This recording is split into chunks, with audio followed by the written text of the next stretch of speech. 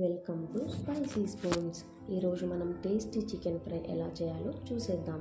ఇది simple and tasty recipe మీ ఇంట్లో అందరికీ నచ్చుతుంది.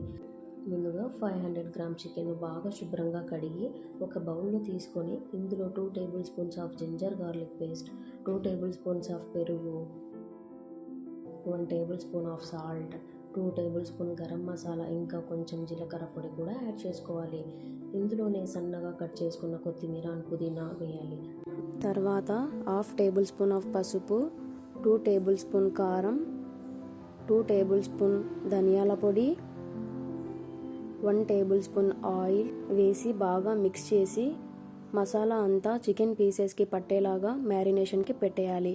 ప్యాన్లో కొంచెం ఆయిల్ వేసుకొని అందులో జీలకర్ర, సన్నగా కట్ చేసుకున్న ఆనియన్స్ వేసి బ్రౌన్ కలర్ వచ్చేంత వరకు ఫ్రై చేసుకోవాలి.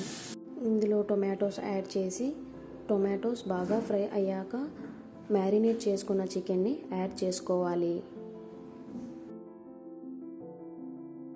మీడియం ఫ్లేమ్లో చికెన్ని బాగా ఫ్రై చేసుకుంటూ అందులో 1 టేబుల్ స్పూన్ లెమన్ జ్యూస్ని యాడ్ చేసి మిక్స్ చేసి తర్వాత 1 పీస్ అమూల్ బటర్ని యాడ్ చేసి మిక్స్ చేసుకోవాలి.